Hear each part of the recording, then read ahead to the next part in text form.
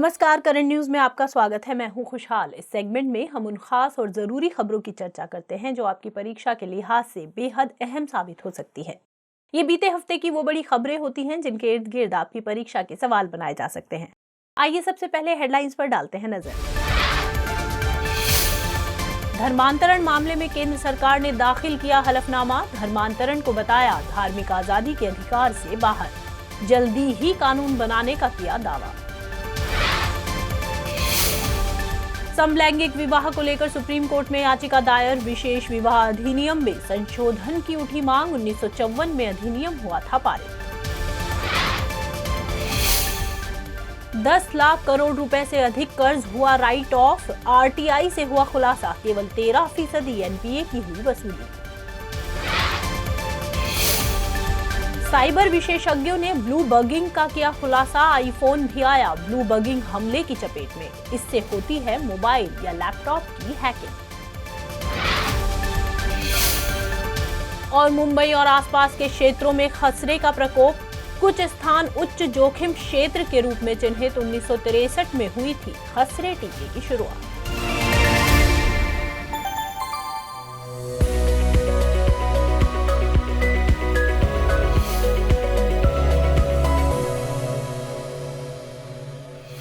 बीते दिनों केंद्र सरकार ने धर्मांतरण याचिका के संदर्भ में सुप्रीम कोर्ट में अपना हलफनामा दाखिल किया। इस पर केंद्र सरकार का कहना है कि धार्मिक स्वतंत्रता के तहत किसी विशेष धर्म में परिवर्तित होना मौलिक अधिकार के अंतर्गत शामिल नहीं है।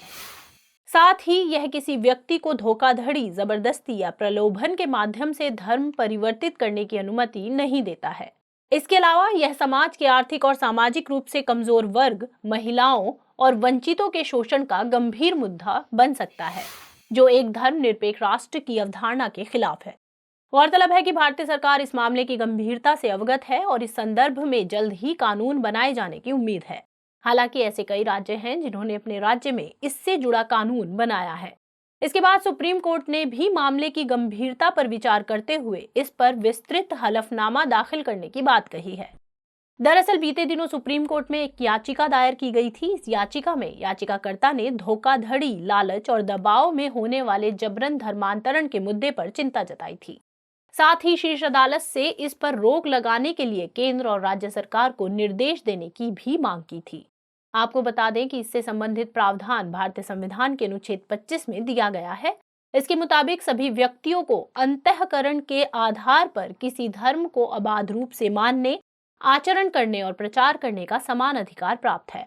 हालांकि इस पर लोक व्यवस्था, सदाचार और स्वास्थ्य के आधार पर राज्य को प्रतिबंध लगाने का अधिकार भी दिया गया है।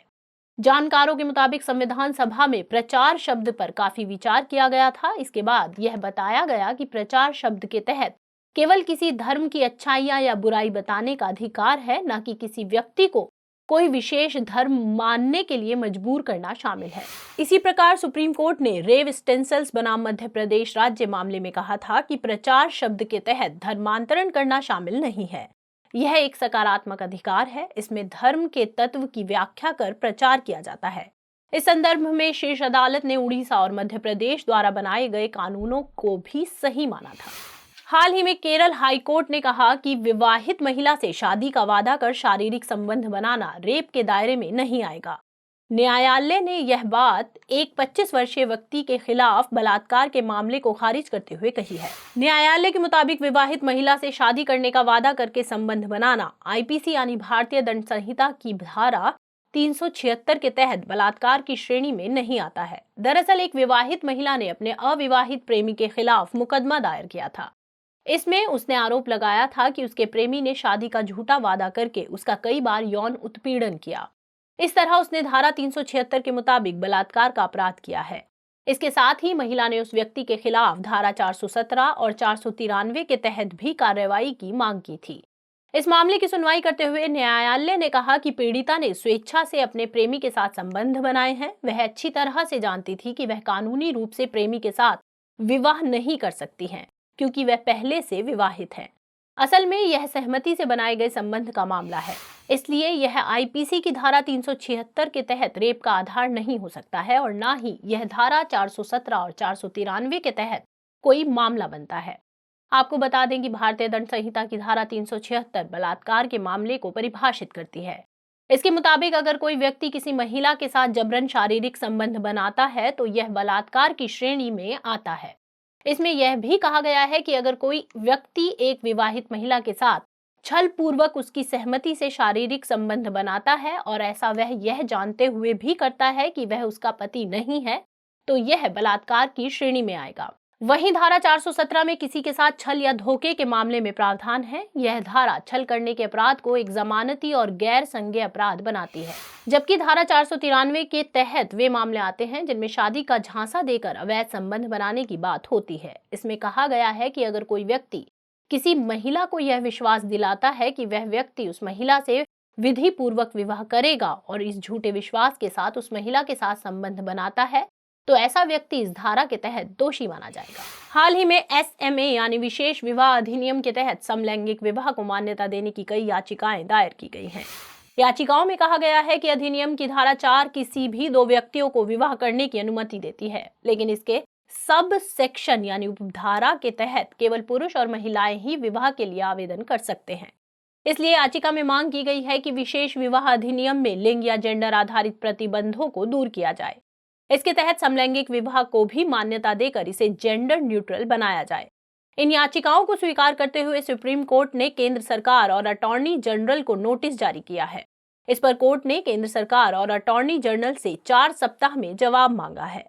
गौरतलब है कि दिल्ली और केरल उच्च न्यायालय के समक्ष विशेष विवाह अधिनियम, विदेशी विवाह अधिनियम और हिंदू विवाह अधिनियम के तहत समलैंगिक विवाह को मान्यता देने की 9 याचिकाएं लंबित है। आपको बता दें कि साल 1954 में विशेष विवाह अधिनियम को भारत में अंतर धार्मिक और अंतर जातीय विवाह को पंजीकृत करने एवं मान्यता प्रदान करने के लिए बनाया गया था। यह अधिनियम 2 व्यक्तियों यानी महिला और पुरुष को विधिपूर्वक शादी करने की अनुमति देता है। इसके तहत किसी धार्मिक औपचारिकता को पूरा करने की आवश्यकता नहीं है। इस अधिनियम में हिंदू, मुस्लिम, ईसाई, सिख, जैन और बौद्ध विवाह शामिल है। यह विभिन्न जातियों और धर्मों के विदेशों में रहने वाले भारतीय नागरिकों पर भी लागू होता है। आपकी जानकारी के लिए बता दें कि विशेष विवाह अधिनियम के मुताबिक अंतर धार्मिक और अंतर जातीय विवाह के लिए अधिकारी को अर्जी देनी होती है। इसमें विवाह करने वाले लोगों को अपनी पूरी जानकारी, नाम, धर्म, उम्र आदि मुहैया करानी होती है। इसके बाद अधिनियम की धारा 14 के मुताबिक विवाह के संदर्भ में विवाह अधिकारी के कार्यालय के बाहर 30 दिन तक एक नोटिस लगाया जाता है। इसका मकसद यह जानना होता है कि किसी व्यक्ति को इस विवाह पर कोई आपत्ति तो नहीं है। अगर किसी को आपत्ति है तो वह उस आपत्ति को रजिस्टर करवाए। हाल ही में असम मेघालय का सीमा विवाद एक बार फिर चर्चा में आया। सीमा विवाद के चलते दोनों राज्यों की सीमा पर हिंसा की खबरें सामने आई। हिंसा में वन रक्षक समेत दोनों राज्यों के 6 लोगों की मौत होने की पुष्टि की गई है। यह हिंसा पश्चिमी गारो हिल्स क्षेत्र में बसे लांगपिह में हुई है। दरअसल असम और मेघालय करीब 884.9 किलोमीटर लंबी सीमा रेखा साझा करते हैं। दोनों के बीच 12 इलाकों को लेकर लंबे समय से विवाद चल रहा है। दोनों राज्य इन इलाकों में अपना अपना दावा करते रहते हैं। यही वजह है कि इन इलाकों से बार बार झड़पों की खबरें आती रहती हैं। इसके साथ ही दोनों राज्यों की पुलिस भी आमने सामने आ जाती है। ब्रिटिश शासन के दौरान अविभाजित असम में वर्तमान नागालैंड, अरुणाचल प्रदेश, मेघालय और मिजोरम शामिल थे। मेघालय साल 1972 में असम से अलग होकर एक राज्य बना था। इसकी सीमाओं को साल 1969 के समय असम पुनर्गठन मेघालय अधिनियम के अनुसार सीमांकित किया गया था, लेकिन शुरू से ही राज्य की सीमा को लेकर विवाद बना रहा। असम और मेघालय के बीच विवाद का एक प्रमुख बिंदु पश्चिम गारो हिल्स में लांगपिह जिला है। यह जिला असम के कामरूप जिले की सीमा से लगा है। लांगपिह ब्रिटिश काल के दौरान कामरूप जिले का हिस्सा था, लेकिन आजादी के बाद यह गारो हिल्स और फिर मेघालय का हिस्सा बन गया। हालांकि एक ओर जहां असम इसे अपने राज्य की मिकिर हिल्स का हिस्सा मानता है, वहीं दूसरी ओर मेघालय के मुताबिक यह क्षेत्र पहले यूनाइटेड खासी और जयंतिया हिल्स जिले में आता था, इसलिए यह उनका हिस्सा है। आपकी जानकारी के लिए बता दें कि दोनों राज्यों के बीच सीमा विवाद को सुलझाने के लिए अतीत में कई प्रयास किए गए हैं। साल 1985 में असम के तत्कालीन मुख्यमंत्री हितेश्वर सैकिया और मेघालय के मुख्यमंत्री कैप्टन WA संगमा के बीच भारत के पूर्व मुख्य न्यायाधीश YV चंद्रचूड़ के नेतृत्व में एक आधिकारिक समिति का गठन किया गया था, लेकिन सीमा विवाद के मामले में कोई ठोस समाधान नहीं निकला। ऐसे ही जुलाई 2021 से मेघालय के मुख्यमंत्री कोनराड कोंगकल संगमा और उनके असम समकक्ष हिमंत बिस्वा शर्मा ने इस मामले में प्रगति करने के लिए कई दौर की बातचीत की। इसके बाद इसी साल मार्च में दोनों राज्यों ने एक समझौते पर हस्ताक्षर किए थे। हालांकि यह समझौता विवाद की 12 जगहों में से 6 के लिए ही हुआ था। भारतीय बैंकों ने 10 लाख करोड़ रुपए से ज्यादा के कर्जे को बट्टे खाते में डाला है। इस बात का खुलासा एक आरटीआई के जरिए आरबीआई के आंकड़ों से हुआ है। आंकड़ों के मुताबिक बैंकों ने यह राशि बीते 5 सालों में क्रमिक रूप से बट्टे खाते में डाली है। आरबीआई द्वारा आरटीआई में दिए गए जवाब में बताया गया है कि बैंक अपने 10,09,510 करोड़ रुपए के एनपीए का केवल 13% ही वसूल कर पाए। इसके बाद शेष बचे एनपीए को बैंकों ने बट्टे खाते में डाल दिया। इसमें सार्वजनिक क्षेत्र के बैंकों को करीब 7,34,738 करोड़ रुपए बट्टे खाते में डालने की जानकारी मिली है, जबकि कुल बट्टे खाते की राशि में निजी बैंकों की करीब 27.28% की हिस्सेदारी है। आपको बता दें कि राइट ऑफ यानी बट्टा खाता तकनीकी तौर पर वह खाता होता है जिसमें वसूल ना हो पाने वाली रकम को लिखा जाता है। इसका मतलब यह है कि अब उस रकम को संपत्ति के रूप में नहीं गिना जा सकता। इस तरह यह बैंक का वह एनपीए होता है जिसकी वसूली अब संभव नहीं है। एनपीए या खराब ऋणों को बट्टे खाते में डालकर बैंक अपनी बैलेंस शीट को सुधारने या साफ सुथरा दिखाने का प्रयास करते हैं। इस तरह इसके माध्यम से बैंक फंसे हुए कर्ज की रकम को अपनी बैलेंस शीट से हटा देते हैं। गौरतलब है कि किसी कर्ज को राइट ऑफ करने का मतलब कर्ज माफी से नहीं होता है, बल्कि ऐसे कर्ज को लगभग डूबा मान लिया जाता है। दरअसल कर्ज माफी में बैंक पूरी तरह से कर्ज वसूली को निरस्त कर देते हैं और उसे बकाया से हटा देते हैं। इसकी बाद में किसी भी तरह से वसूली नहीं हो सकती, जबकि राइट ऑफ में कर्ज वसूलने की संभावना बनी रहती है। आपकी जानकारी के लिए बता दें कि एनपीए बैंक द्वारा दिए गए उस ऋण को कहते हैं जिसका मूलधन बकाया है और उस पर किसी अवधि के लिए कोई ब्याज भुगतान नहीं किया गया है। आरबीआई के मुताबिक एक ऋण तब एनपीए बन जाता है जब उस पर 90 दिनों या उससे ज्यादा से मूलधन या ब्याज बकाया है। एनपीए को 3 श्रेणियों यानी सब स्टैंडर्ड परिसंपत्ति, संदिग्ध परिसंपत्ति और हानि वाली परिसंपत्तियों में बांटा जाता है। हाल ही में आरबीआई ने नगर पालिका पर वित्त रिपोर्ट प्रकाशित की है। यह रिपोर्ट देश के 201 नगर निगमों के बजटीय आंकड़ों के संकलन और विश्लेषण पर आधारित है। इस रिपोर्ट को आर्थिक और नीति अनुसंधान विभाग के राज्य वित्त विभाग द्वारा तैयार किया गया है। रिपोर्ट के मुताबिक भारत में साल 2012 से लेकर साल 2018 तक किए जाने वाले व्यय में कमी देखने को मिली है, जबकि कुल व्यय में राजस्व व्यय का हिस्सा स्थिर रहा। हालांकि 2017-18 में राजस्व व्यय कुल व्यय के 70% से घटकर 2019-20 में 58% हो गया है। असल में राजस्व व्यय का मतलब एक वित्तीय वर्ष में किए जाने वाले उस व्यय से है जिससे ना तो परिसंपत्तियों का सृजन होता है और ना ही देयताओं में कमी आती है। इसके तहत ब्याज अदायगी, सब्सिडी और अनुदान आदि शामिल हैं। रिपोर्ट की माने तो स्थापना व्यय, प्रशासनिक लागत और ब्याज आदि का खर्च बढ़ा है, जबकि पूंजीगत व्यय बहुत ही कम है। आपको बता दें कि नगर पालिकाएं बैंकों, वित्तीय संस्थानों और केंद्र या राज्य सरकार से ऋण लेकर अपने वित्त अंतराल को पूरा करती हैं। हालांकि नगर पालिका बॉन्ड की बेहतर संभावना के बावजूद अवसंरचनात्मक स्तर पर कमी देखने को मिलती है। रिपोर्ट्स ने म्युनिसिपल परफॉर्मेंस इंडेक्स का हवाला देते हुए कहा है कि साल 2020 में इंदौर पहले पायदान पर रहा है। इसके बाद सूरत और भोपाल का स्थान है। वहीं नई दिल्ली नगर पालिका परिषद 10 लाख से कम आबादी वाली श्रेणी में सबसे आगे रहा। इसके बाद तिरुपति और गांधीनगर का स्थान है। भारत में स्थानीय शासन की संरचना के बावजूद नगर पालिका के कामकाज में कई खामियां मौजूद हैं। साथ ही उनके कामकाज के स्तर पर कोई सराहनीय सुधार भी नहीं हुआ है। इसके अलावा शहरी आबादी के लिए आवश्यक सेवाओं की उपलब्धता और गुणवत्ता भी खराब बनी हुई है। रिपोर्ट ने नगर पालिका को विभिन्न प्राप्तियों और व्यय मदों की उचित निगरानी और प्रलेखन का सुझाव दिया है। साथ ही वित्त संसाधनों को बढ़ाने के लिए विभिन्न बॉन्ड, भूमि आधारित वित्त पोषण तंत्र आदि उपायों की बात कही है। हाल ही में रूस ने भारतीय परमाणु ऊर्जा संयंत्रों के फ्यूल साइकिल हेतु नई तकनीक पेश की है। इसका मकसद कुडनकुलम पावर प्रोजेक्ट में रिएक्टर्स की दक्षता को बढ़ाना है। असल में बीते दिनों हैदराबाद में एक सम्मेलन आयोजित किया गया। इस सम्मेलन में रूस स्थित रोसाटॉम निगम की ईंधन कंपनी TVEL ने ATF यानी एडवांस टेक्नोलॉजी फ्यूल देने का वादा किया। आपको बता दें कि TVEL फ्यूल कंपनी वर्तमान में कुडनकुलम परमाणु ऊर्जा परियोजना के संचालन हेतु TVS-2M ईंधन की आपूर्ति करती है। बता दें कि इस साल के शुरुआत में ही UTVS ईंधन के स्थान पर TVEL कंपनी ने TVS-2M ईंधन की आपूर्ति शुरू की थी। गौरतलब है कि टीवीएस 2M ईंधन का जीवन चक्र 18 महीने होता है। इसका मतलब है कि रिएक्टर को हर 1.5 साल में ताज़ा ईंधन लोड करने के लिए रोकना पड़ता है। इसकी तुलना में एटीएफ ईंधन से चलने वाले संयंत्र को 24 महीने का समय मिलेगा, यानी इसे ताज़ा ईंधन डालने के लिए 24 महीने के बाद बंद करना पड़ेगा।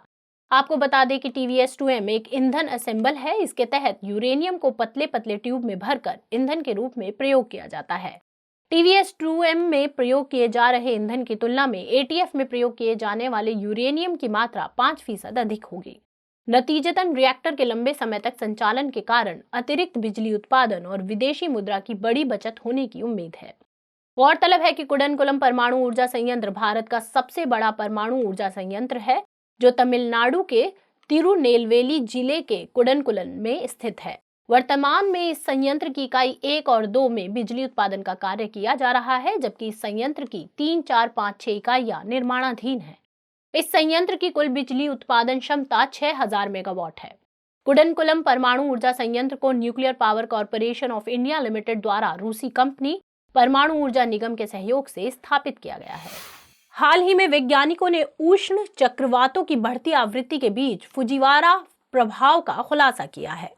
साथ ही इसके चलते आम जनमानस पर पड़ने वाले प्रभावों की भी चर्चा की है। वैज्ञानिकों का कहना है कि जैसे जैसे ग्लोबल वार्मिंग के कारण पृथ्वी का तापमान बढ़ रहा है, वैसे वैसे समुद्री जल के ताप में भी बढ़ोतरी देखने को मिल रही है। इसके चलते तूफान, चक्रवात जैसी घटनाओं में इजाफा हो रहा है। ऐसे में जब दो चक्रवात आपस में टकराने लगते हैं, तब फुजीवारा प्रभाव देखने को मिलता है। वैज्ञानिकों के मुताबिक वर्तमान में फुजीवारा प्रभाव की घटनाओं में अधिक वृद्धि देखने को मिली है। असल में फुजीवारा प्रभाव दो चक्रवातों के एक बड़े चक्रवात में बदलने से जुड़ी घटना है।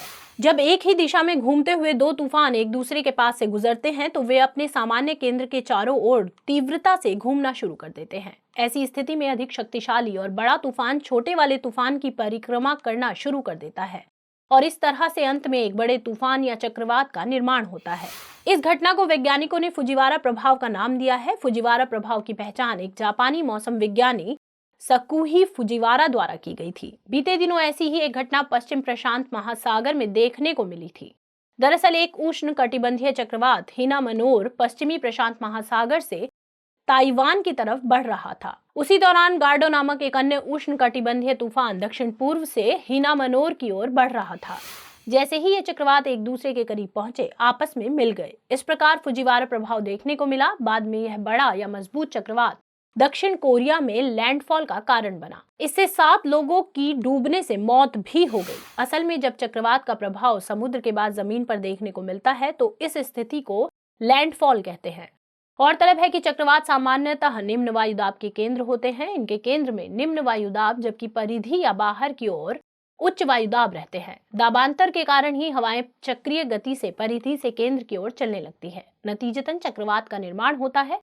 पृथ्वी के घूर्णन के कारण इनकी दिशा उत्तरी गोलार्ध में घड़ी की सुइयों की दिशा के विपरीत होती है, वहीं दक्षिणी गोलार्ध में घड़ी की सुइयों की दिशा में होती है। आपको बता दें कि उष्ण कटिबंधीय चक्रवात का निर्माण केवल जल की सतह पर होता है। हाल ही में साइबर सुरक्षा विशेषज्ञों ने ब्लू बगिंग को लेकर एक खुलासा किया। विशेषज्ञों के मुताबिक हैकर ब्लू बगिंग के जरिए स्मार्टफोन और लैपटॉप में सेंधमारी कर रहे हैं। यहाँ तक कि सबसे सुरक्षित स्मार्टफोन माना जाने वाला आईफोन भी इस तरह के हमलों की चपेट में है। इसके साथ ही ऐसे कई ऐप्स हैं जो यूजर्स की बातचीत को रिकॉर्ड कर रहे हैं। ये सब वो यूजर्स की अनुमति के बिना कर रहे हैं। साइबर सुरक्षा विशेषज्ञों ने चेताया है कि अगर यूजर्स ब्लूटूथ का सावधानी पूर्वक इस्तेमाल नहीं करेंगे, तो फिर इससे ब्लू बगिंग का खतरा बढ़ सकता है। यह यूजर्स की प्राइवेसी और सुरक्षा को नुकसान पहुंचा सकता है। इनके मुताबिक जो ऐप इंस्टॉलिंग के समय ब्लूटूथ परमिशन मांगते हैं, वो ऐप यूजर्स की बातचीत को रिकॉर्ड कर सकते हैं। इस मामले में कुछ ऐप डेवलपर्स का कहना है कि ब्लूटूथ तक पहुंच वाले कोई भी ऐप सीरी के साथ यूजर्स की बातचीत और iOS की बोर्ड डिक्टेशन फीचर से ऑडियो रिकॉर्ड कर सकते हैं। आपको बता दें कि ब्लू बगिंग मोबाइल या लैपटॉप हैकिंग का एक तरीका है। इसमें हैकर्स डिस्कवरेबल ब्लूटूथ कनेक्शन यानी खोज योग्य ब्लूटूथ कनेक्शन के माध्यम से डिवाइस तक पहुंचते हैं। उसके बाद उस डिवाइस में सेंधमारी करते हैं। अगर किसी डिवाइस या फोन में एक बार ब्लू बग हो जाता है, तो हैकर उस डिवाइस या फोन की कॉल को सुन और रिकॉर्ड कर सकता है। इसके साथ ही वह मैसेज पढ़ व भेज सकता है। हैकर डिवाइस यूजर्स के संपर्कों को चुरा सकता है और उसमें संशोधन भी कर सकता है। ब्लू बगिंग हमले के लिए डिवाइस या मोबाइल का ब्लूटूथ खोज योग्य मोड में होना आवश्यक है। हालांकि यह ज्यादातर मोबाइल में डिफॉल्ट सेटिंग होती है। ब्लू बगिंग तब हो सकती है जब ब्लूटूथ सक्षम डिवाइस हैकर के 10 मीटर के दायरे में हो। हालांकि वीपीएन यानी वर्चुअल प्राइवेट नेटवर्क सेवा प्रदाता नॉर्ड वीपीएन के मुताबिक हैकर्स इस सीमा का दायरा बढ़ाने के लिए बूस्टर एंटीना का उपयोग कर सकते हैं। गौरतलब है कि ब्लू बगिंग पहले ब्लूटूथ क्षमता वाले लैपटॉप में हैकिंग के रूप में शुरू हुई थी, लेकिन बाद में हैकर्स ने इस तकनीक का इस्तेमाल मोबाइल फोन और अन्य डिवाइस को निशाना बनाने के लिए भी शुरू कर दिया था। इसके माध्यम से अब कई सारे ऐप्स भी यूजर्स की प्राइवेसी तक पहुंच बना रहे हैं। ब्लू बगिंग से बचने के उपायों के बारे में जानकार ब्लूटूथ की जरूरत ना होने पर इसे ऑफ करने की सलाह देते हैं। इसके साथ ही उपयोग में ना होने पर पेयर्ड ब्लूटूथ डिवाइसेस को डिस्कनेक्ट करने जैसे उपाय किए जा सकते हैं। इसके अलावा डिवाइस के सिस्टम सॉफ्टवेयर को नवीनतम संस्करण में अपडेट करना, सार्वजनिक वाईफाई के उपयोग को सीमित करने जैसे कुछ तरीके हैं जो इससे कुछ हद तक बचा सकते हैं। बीते दिनों मध्य अमेरिकी देश पनामा में साइट्स यानी convention on international trade in endangered species of wild fauna and flora की 19वीं बैठक आयोजित की गई। यह बैठक 14 नवंबर से शुरू होकर 25 नवंबर तक चली। इस बैठक में भारत के केंद्रीय पर्यावरण मंत्री ने भी हिस्सा लिया। सम्मेलन के दौरान भारत के पर्यावरण मंत्री ने लाल मुकुट वाले कछुए को उच्च स्तर की सुरक्षा देने का प्रस्ताव पेश किया है। भारत ने इस प्रस्ताव के जरिए लीच सॉफ्ट शेल प्रजाति के कछुए को साइट्स के अपेंडिक्स 2 से अपेंडिक्स 1 में डालने का आग्रह किया है। पर्यावरण मंत्री का कहना है कि इस लिस्ट में शामिल होने के बाद यह सुनिश्चित करना आसान होगा कि इस प्रजाति का अंतर्राष्ट्रीय व्यापार वाणिज्य उद्देश्यों के लिए नहीं किया जाता है। गौरतलब है कि अपेंडिक्स 1 में उन प्रजातियों को शामिल किया जाता है जिनका अस्तित्व संकटग्रस्त स्थिति में है। इन प्रजातियों के नमूनों के व्यापार की अनुमति केवल असाधारण परिस्थितियों में ही दी जाती है। साथ ही इनके अंतर्राष्ट्रीय व्यापार पूर्णतः प्रतिबंधित होते हैं। गौरतलब है कि लीच सॉफ्ट शेल कछुआ मीठे पानी का नरम खोल वाला एक बड़ा कछुआ है जो भारत के जलाशयों और नदियों में पाया जाता है। यह प्रायद्वीपीय भारत के लिए एक स्थानिक है। इन कछुओं को बाटा गुरु कचुगा के नाम से भी जाना जाता है। बीते 30 सालों में इस प्रजाति का अत्यधिक शोषण किया गया। IUCN ने इस प्रजाति को गंभीर रूप से लुप्तप्राय के रूप में वर्गीकृत किया है। इसके अलावा यह वन्य जीव संरक्षण अधिनियम 1972 की अनुसूची 4 में सूचीबद्ध है जो इसे शिकार और व्यापार से सुरक्षा प्रदान करती है। आपको बता दें कि भारत में इसकी आबादी में पिछले 30 वर्षों में लगभग 90% की गिरावट का अनुमान है। इसका प्रमुख कारण मांस के रूप में इनका व्यापक प्रयोग है। साथ ही इनकी अधिक मांग के कारण विदेशों में अवैध रूप से कारोबार किया जाता है। बीते दिनों Standard and Poor's global rating agency ने भारतीय अर्थव्यवस्था को लेकर चौंकाने वाले बयान दिए हैं। इनका कहना है कि वित्तीय वर्ष 2022-23 में भारत का सकल घरेलू उत्पाद यानी GDP वृद्धि दर 7% रहने की उम्मीद है। वहीं अगले वित्तीय वर्ष यानी 2023-24 यह 6% रह सकती है। एजेंसी ने वृद्धि दर को कम करने के पीछे वैश्विक मंदी, रूस यूक्रेन युद्ध, बढ़ती ब्याज दर और मुद्रास्फीति का हवाला दिया है। हालांकि इसने भारतीय अर्थव्यवस्था पर वैश्विक सुस्ती यानी मंदी के कम असर होने की भी बात की है। आपको बता दें कि इससे पहले एजेंसी ने बीते सितंबर माह में भारत की GDP वृद्धि दर 2022-23 में 7.3% रहने की बात कही थी। वहीं वित्तीय वर्ष 2023-24 में इसके 6.5% रहने का अनुमान बताया गया था। इसके अलावा विश्व बैंक ने अपने विकास अनुमान में आर्थिक विकास को 6.5% जबकि IMF ने 6.8% रहने की बात कही थी। RBI के मुताबिक चालू वित्त वर्ष में आर्थिक विकास दर के 7% रहने की उम्मीद है। गौरतलब है कि अमेरिका स्थित स्टैंडर्ड एंड पुअर्स एक ग्लोबल रेटिंग एजेंसी है। यह वैश्विक स्तर पर विभिन्न देशों की अर्थव्यवस्थाओं की रेटिंग सहित उनकी GDP और विकास दर को अनुमानित करने का कार्य करती है। हाल ही में मुंबई और आसपास के इलाकों में मीजल्स यानी खसरे के फैलने की खबरें सामने आई हैं। इस मामले में BMC यानी बृह मुंबई नगर निगम ने कुछ क्षेत्रों को उच्च जोखिम वाले क्षेत्रों के रूप में चिन्हित किया है। BMC के स्वास्थ्य अधिकारी के मुताबिक मुंबई में खसरे के मामले बढ़ रहे हैं। इसमें उच्च जोखिम वाले क्षेत्रों में बड़ी संख्या में मामले सामने आ रहे हैं। पिछले 1 महीने में खसरे की वजह से 9 लोगों की मौत हुई है। इस मामले में केंद्रीय स्वास्थ्य और परिवार कल्याण मंत्रालय ने झारखंड, गुजरात और केरल में 3 उच्च स्तरीय बहुविषयक टीमों का गठन किया है। ये टीमें सार्वजनिक स्वास्थ्य उपायों को स्थापित करने में राज्य स्वास्थ्य अधिकारियों की सहायता करेंगी। आपको बता दें कि खसरा वायरस के कारण होने वाला एक संक्रामक रोग है। इसे रुबेला भी कहा जाता है।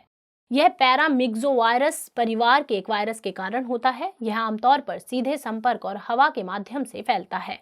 यह श्वसन पथ को संक्रमित करता है और फिर इसके बाद यह पूरे शरीर में फैल जाता है। WHO के मुताबिक पशुओं में इसके होने की जानकारी नहीं है। इसके सामान्य लक्षणों में तेज बुखार, थकान, खांसी, शरीर पर लाल दाने और नाक का बहना शामिल है। इसके अंधापन, निमोनिया और इंसेफेलाइटिस जैसे गंभीर प्रतिकूल परिणाम भी हो सकते हैं। आमतौर पर किसी व्यक्ति को खसरा होने के बाद लगभग 14 दिन बाद लाल दाने दिखाई देते हैं। ये दाने सिर से लेकर शरीर के निचले हिस्से तक फैलते हैं।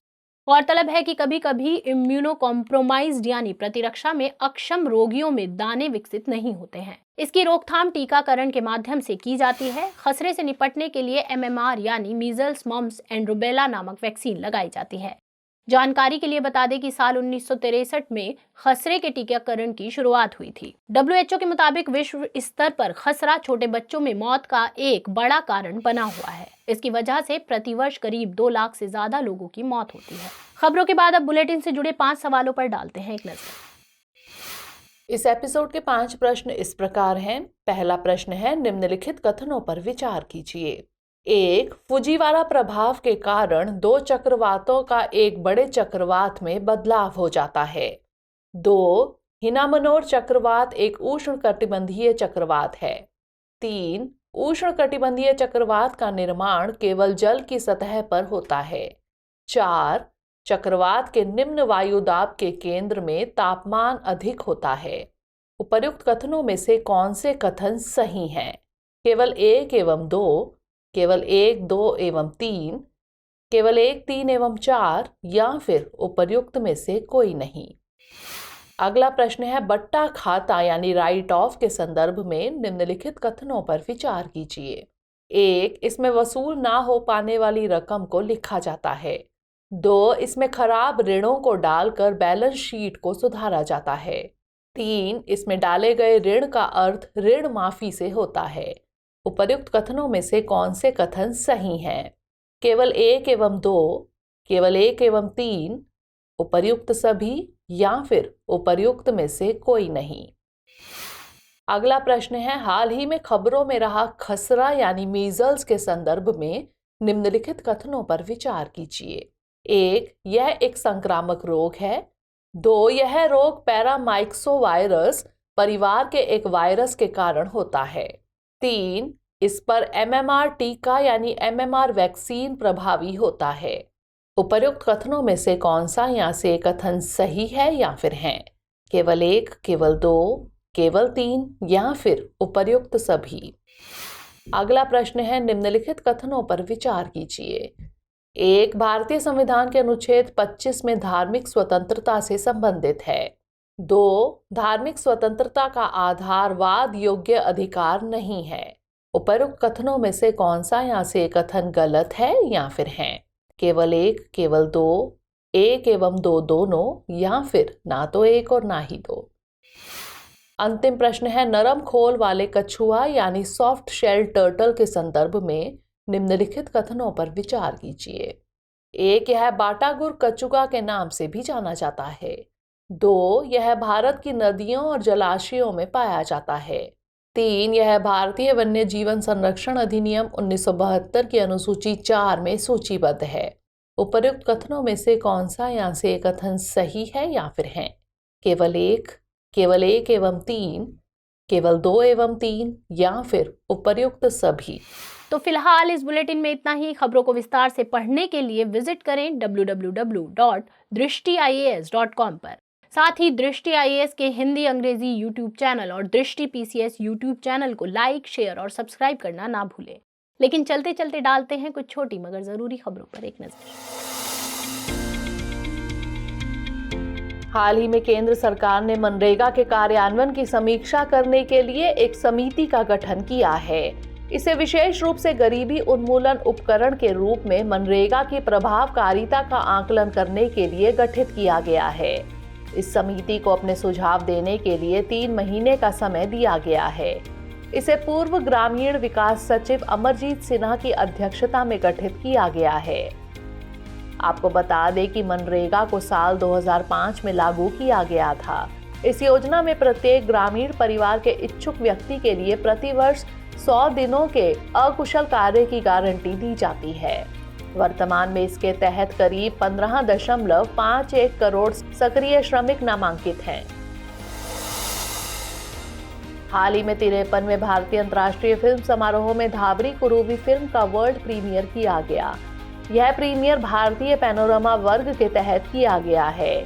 यह भारतीय सिनेमा के इतिहास में ऐसी पहली फिल्म है जिसमें केवल जनजातीय समुदाय से संबंधित कलाकारों ने ही अभिनय किया है। आपको बता दें कि धाबरी कुरूवी एक आदिवासी लड़की की कहानी को दिखाती है। फिल्म में यह लड़की रूढ़िवाद से लड़ती है। इसके साथ ही यह खुद को उन जंजीरों से मुक्त करना चाहती है जिसने समाज व समुदाय ने उसके जैसी दूसरी लड़कियों को भी जकड़ रखा है। हाल ही में इसरो ने PSLV C-54 रॉकेट लॉन्च किया है। इसके द्वारा ओशनसैट सहित 8 नैनो सैटेलाइट्स को प्रक्षेपित किया गया है। इसकी लॉन्चिंग सतीश धवन अंतरिक्ष केंद्र श्रीहरिकोटा से की गई है। ओशियनसैट में क्यू बैंड स्कैटरोमीटर का उपयोग किया गया है, जो सटीक डेटा के माध्यम से मौसम और अन्य जानकारी सचित्र रूप में प्रकट करेगा। इसका मकसद महासागरों का वैज्ञानिक अध्ययन और चक्रवातों पर नजर रखना है। महान एथलीट PT उषा IOA यानी भारतीय ओलंपिक संघ की पहली महिला अध्यक्ष बन सकती हैं। आने वाले 10 दिसंबर को IOA के कई पदों के लिए चुनाव होने वाले हैं। PT उषा अध्यक्ष पद की अकेली उम्मीदवार है। ऐसा पहली बार होगा कि IOA के 95 साल के इतिहास में कोई महिला इसका नेतृत्व करेंगी। इसके साथ ही वह इस पद पर पहुंचने वाली पहली ओलंपियन और अंतर्राष्ट्रीय पदक विजेता खिलाड़ी है। गौरतलब है कि इसी साल उन्हें राज्यसभा का सदस्य भी मनोनीत किया गया था। आपको बता दें कि भारत ने पहली बार 1900 में ओलंपिक में भाग लिया था। इसमें भारत का प्रतिनिधित्व एक एंग्लो इंडियन नॉर्मन प्रिचर्ड ने किया था। वहीं भारतीय ओलंपिक संघ का साल 1927 में गठन हुआ था। इसके संस्थापक अध्यक्ष सर दोराबजी टाटा थे और सचिव के रूप में डॉक्टर A.G. नोहरेन थे। हाल ही में भारतीय और ऑस्ट्रेलियाई सेना के बीच द्विपक्षीय सैन्य अभ्यास ऑस्ट्रा हिंद 2022 शुरू हुआ है। यह अभ्यास राजस्थान के महाजन फील्ड फायरिंग रेंज में शुरू हुआ। यह ऑस्ट्रा हिंद की श्रृंखला का पहला अभ्यास है।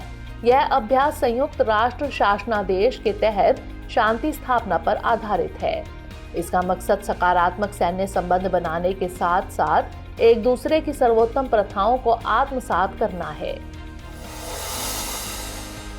हाल ही में साइट्स के 19वें सम्मेलन में समुद्री खीरे को संकटग्रस्त प्रजाति के रूप में सूचीबद्ध किया गया है। लिहाजा यह साइट्स की परिशिष्ट 2 में शामिल हो गया। COP19 ने इस श्रेणी में थैलेनोटा वंश को शामिल करने का निर्णय लिया। इसका मतलब यह है कि यह प्रजाति विलुप्त होने के खतरे का सामना नहीं कर रही है। समुद्री खीला थैलेनोटा वंश की एक प्रजाति है। ये दुनिया भर में समुद्र तल पर पाए जाते हैं।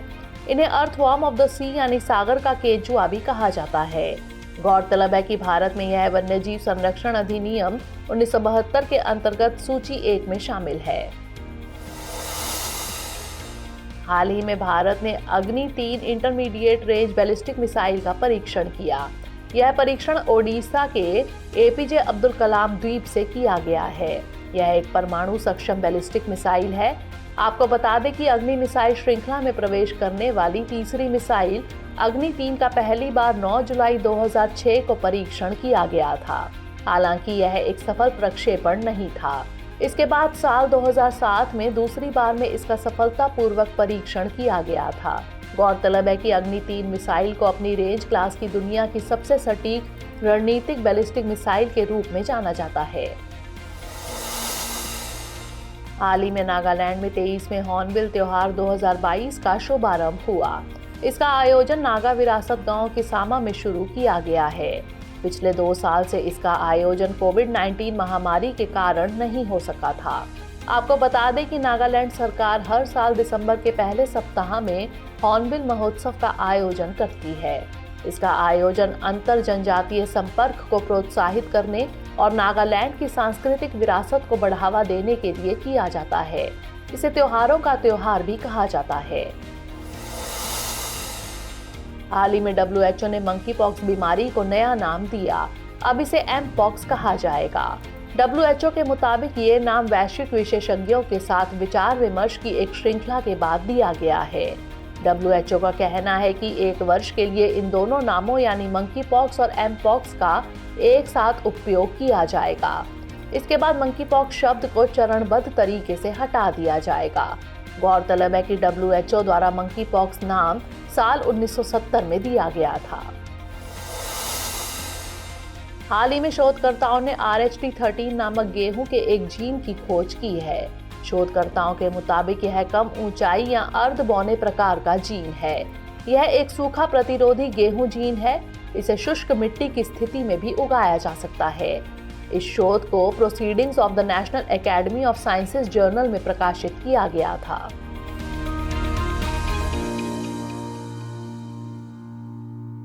हमारी टीम कोशिश करती है कि आपको दी गई खबरों में एक भी गलती ना हो, लेकिन यदि किसी सोर्स या ह्यूमन एरर की वजह से ऐसी गलती हो जाती है तो इस वीडियो के कमेंट बॉक्स में उस गलती को सुधार कर पिन कर दिया जाता है और यह आपको कमेंट बॉक्स में सबसे ऊपर दिखाई देता है।